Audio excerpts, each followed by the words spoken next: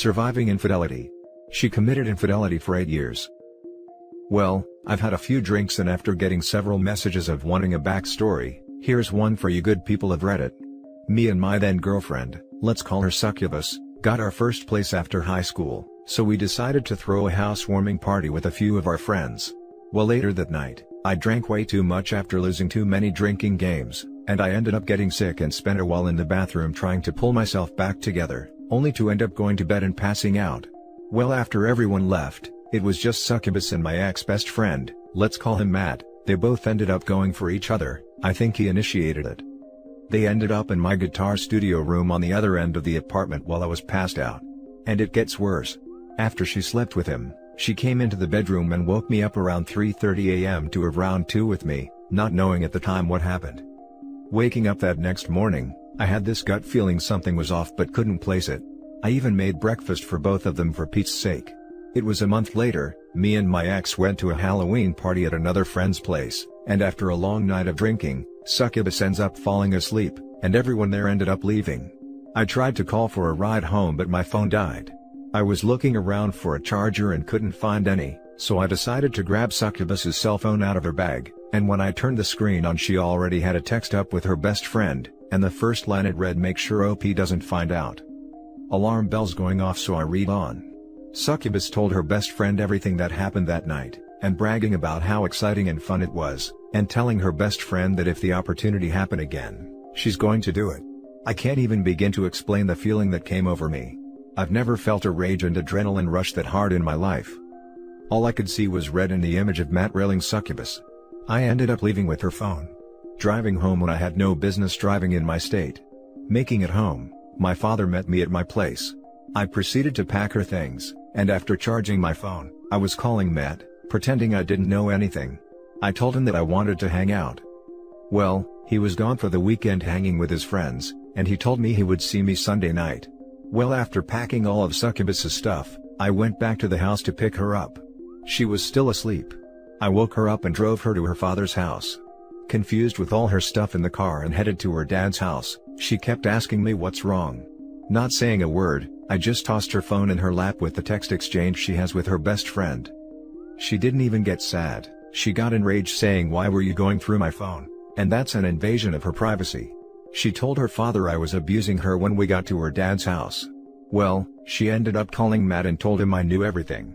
And when I tried calling him to meet up Sunday night, he with the voice of a dying man said, "I know you know what happened. I'm not going to come see you tonight." I started to laugh, and I told him I'd see him at work then and I had no problem going to jail. Well, Monday comes, I'm literally shaking. I came in a half hour early just to see he was already there. He told the boss what happened, and to not call the cops no matter what happened. I give him credit for that. And when I walked in, he told me to go out back. I proceeded to shove him to the ground, yelling at him to get up. He just laid there, so I ended up landing a few punches to his head. And the hardest part was, I couldn't keep going. All I could see was him and me in first grade when we first met. It killed me inside.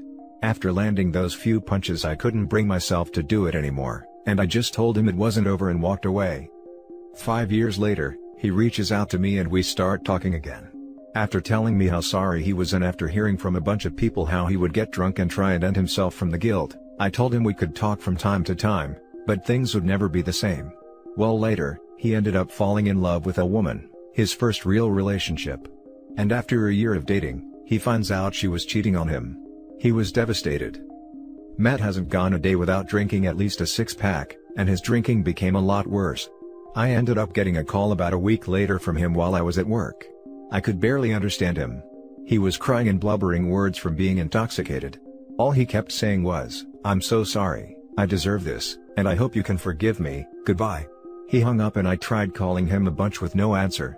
I notified work and told them I had a family emergency and left. I made it to his house in record time. When I got there, I ran to his door. One of those solid glass doors I saw through him hanging from the ceiling, flailing his arms and legs frantically. I threw the door open and grabbed his legs and hoisted him up. The emotional roller coaster I was feeling was insane.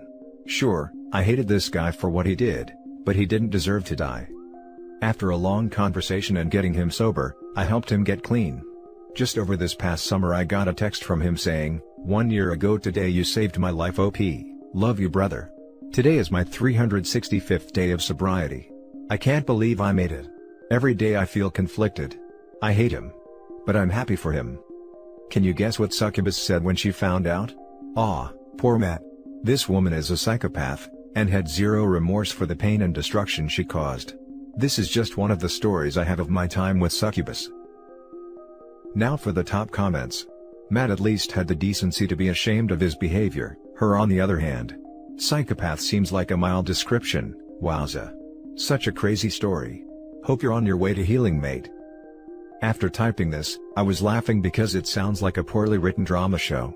I recently cut Matt from my life. Kinda the reason I'm drinking and decided to write this out. I may have forgiven him, but I can't forget it, and it's not something I want to keep reliving in my head. Only time he really reaches out anyway is when he wants someone to make him feel better. Finally had enough. He goes through his breakup and I was there for him. Who was there for me when I was going through my time in hell? No one.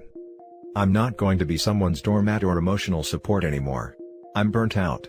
This is probably what makes those good guys turn into a-holes, because I feel myself getting to that point. Cheers. Why wasn't this your only story involving Succubus? Because I was weak and a doormat. Because I was in love. I'm not trying to beat you up. This was more for the benefit of others whose first thought is reconciliation. You learned your lesson. I'm truly sorry. I do know your pain. It's okay, hindsight is always 20/20. It took me 8 years to find some value in myself and know I deserved better. Anyone reading this, my advice is to just walk away. Reconciliation is not worth it. Now for the next story. Husband was sending message to a woman that we're separated and getting divorced. We're not and we were happy. I'm crushed. I've been married for 7 years and we have a 3-year-old together. Something has been really off about my husband over the past few months. I chalked it up to work stress and quarantine stress. He's also been hiding his phone more, not outright, but he's been more attached to it. To be honest, I suspect something, but then I think I'm just being paranoid and don't act on snooping or anything like that. He's never done anything in the past. Last month, he tells me how he wants to spice things up in bed and it's been kind of boring. I was hurt at first, but I agree, with a kid that sleeps like crap, it's hard to get quality intimacy in. Although, I've always made it a priority in our relationship and make time for it 1 to 3 times per week, so far from a dead bedroom. I listen, step it up, and become more present during intercourse. I was happy he told me, and was open and honest. Other than this, everything has been pretty normal. We're even talking about trying for a second in a couple months, and the reason I didn't just take a higher paying job because the company I am with gives 6 months maternity leave, unheard of at most places in the US. Not to mention we just moved to his hometown to be closer to family, which I was on board with, but we moved in February 2020, so right before the pandemic. So, it has been a little lonely and hard to make friends. Fast forward to last night, he stayed up and played some video games, but I wasn't feeling well and went to bed. He comes in and goes to sleep. At 3 a.m. his phone is going off, message after message after message. It wakes me, and he works in a career that he can be called in at all hours. So I go to look, and it's Instagram messages from a woman. I look, and I just had a gut feeling, a feeling I've had for a few months that something wasn't right. I read them and it's him telling her how beautiful and hot she is, and how her ex-husband is dumb for leaving, listening to her custody battle/divorce stories. He goes on to tell her that we are on the brink of divorce, and he has moved out of the house. None of this is true, we haven't had any large fights either, these messages are over a couple months. He messaged her tonight that he's filing for divorce and we're basically not together, then goes on about how guys probably message her all the time because she's beautiful. Playing the scorned husband whose wife doesn't like him. Pictures were exchanged, not sexual, but flirty in nature. I've never read or snooped his messages, so who knows what else has been done. Turns out it's a recently divorced single mom that he went to high school with. I am crushed. I thought we were partners in life, soulmates, best friends. We have a beautiful boy. I confronted him, and left and went to a hotel room. He admits to everything. I am alone in a state where I know no one, and because of our son's school and my work, I cannot just simply leave. I don't know what to do. My entire world got wrecked. I feel so useless. I try so hard to be a good wife. I do a lot of the domestic duties and child care. Even though we both work, I work out and stay in shape. I'm well groomed and fun to be around. His friends are always telling him how cool and personable I am. I let him have boys' weekends, when other wives don't. I don't nag and he has freedom to do activities that bring him joy. My heart hurts. I am back in the house, and he is staying at his dad's. I want a divorce, and I know nothing about how to get one and what I need to do. I don't want the house honestly, I won't tell him that. From what I searched online, I need to be separated 6 months to file. Now for some top advice. First and foremost, you should consult with a family lawyer. Survivinginfidelity.com and chumplady.com are two websites you might want to check out. Also, contact a therapist for yourself and for your son. Also, talk to your son's school about what is going on. Lastly, expose your wayward husband. Tell family and friends what he's done. He is likely to blame this on you. I hope that things will get better. I've already called a few. I do not want to get back with him. This happened before with a woman he worked with, not to this degree. But the conversation was not appropriate for a married man with a child. Any savings I have is going to go to a lawyer. I've learned through a similar experience that even if you are an exceptional partner and drop-dead gorgeous, people still cheat for the thrill. And it's so disappointing because we feel we will never be enough. But in the end, people who cheat are just selfish. You're not the issue, girl. He is. Time to find your way out and be gentle with yourself. Thanks. I keep trying to tell myself, I'm crushed.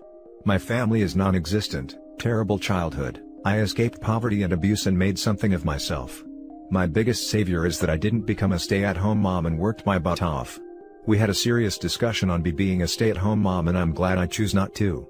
His family is the only family I've ever known, and his friends, and because we just moved to his hometown, are my only friends here. I haven't talked to any one of them about this. I've reached out to a few close friends I had before him. I'm so sorry this happened to you. It's gut-wrenching and awful. I know you're still reeling and off balance, but as others have suggested, you need to talk to a lawyer today. No matter if you divorce or reconcile, you need to protect yourself. What your husband did is despicable and disturbing. I don't know how a relationship survives that, because either he means what he said and is planning on divorcing you, or he's some sort of thoughtless, self-absorbed sociopath who's lying to a vulnerable recently divorced single mom. No matter which, he has severe character defects and it's hard to picture a future with someone like that. Added to add, you should absolutely let the other woman know he's been lying to her about your situation, so she can also see his true character. I did reach out, and I in no way placed blame, but made her aware that this wasn't a scorned husband asking for advice. He was manipulating her and me. She apologized and said it was nice to talk to someone going through the same thing, and in no way knew that he was lying. In all honesty, her side of the conversation wasn't all that bad. It was my creepy husband that was the most concerning. I did make it a point that any man that is having marriage problem will never reach out to you for the purpose of advice. They want to sleep with you. Now for the last story. It can be done. This is my first time on this sub, so I figured I would give some advice on surviving infidelity. I am currently on my second marriage. Been married 15 years already. Couldn't be happier honestly. First marriage though was a different story. We met when we were both young. Only made it to 7 years. I won't get into too many details, but the gist of it was, we were both young. It's not an excuse for what she did, but it did help me cope with the aftermath. So to keep it short, my ex-wife had an affair while I was deployed. She ended up getting pregnant by the other guy. She had terminated before I came back from downrange. I assume partly because she knew there was no way in hell the kid was mine, but also, I think she knew that dude wasn't still around. He knew she was married and I was deployed, so I guess he just wanted to have some fun. But from the emails I got to read after the fact, he definitely made it seem like he cared and loved her, which he didn't. I had heard whispers in the beginning of our relationship that she had cheated on me, but ignored it because I didn't have proof, and the people who spoke about it I knew were not very reliable sources. The thing is, she had no remorse. I mean none at all. Somehow her screwing around was everyone else's fault but her own. Her family automatically took her side even knowing that she cheated on me. I think what bothered me most was, we had a child together already and she had the nerve to have this dude around my kid. Like most people though, I was still in love and wanted to work things out, but I'll be honest, she was the one that wanted a divorce in the end. As can be imaged, I was miserable and didn't know what to do with myself. I think the moment of change was when I decided to focus on myself and the time I spent with our daughter. The dude was in the military too, and getting him busted for adultery did feel great. The turning point in all of this was one day she had crossed my mind because of some paperwork I needed to sign off on for our daughter, and in that moment, I realized I wasn't filled with rage anymore. Don't get me wrong, I still dislike her as a person, but as long as she is a good mom, I don't give two shots what she does anymore. That realization came 16 or 17 years ago and I figured why not share.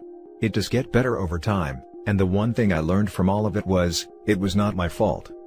I was the best husband I could, considering how inexperienced I was with relationships.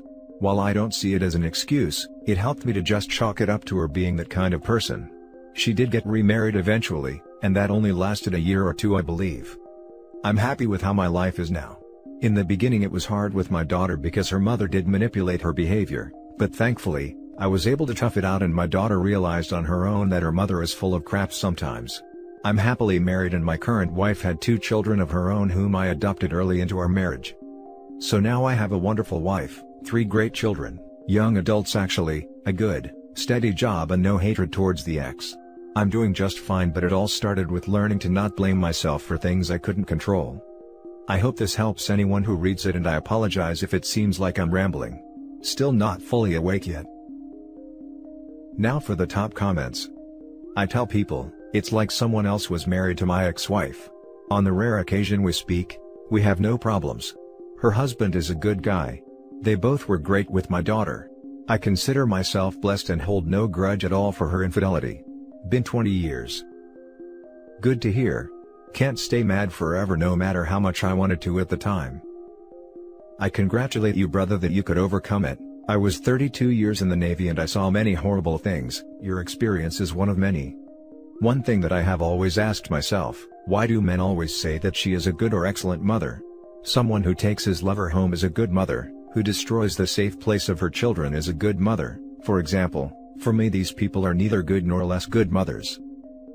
I think for some of us it's a coping mechanism. For me it was easier to focus on some positive aspect of her I could believe in, instead of being angry 24/7. I am truly glad that you managed to secure a happy ending. Also, nice move on busting the affair partner. Thank you. Yeah, that part did feel good. He went from a sergeant promotable, to an SPC again. Also was nice knowing what he did got around, so it took a while before anyone would date him, unless they didn't know anything about him at all. And that's it for this video guys. If you have thoughts to share, leave a comment below. Don't forget to hit like and subscribe if you like this content. I'll catch you in the next one. Good day everyone.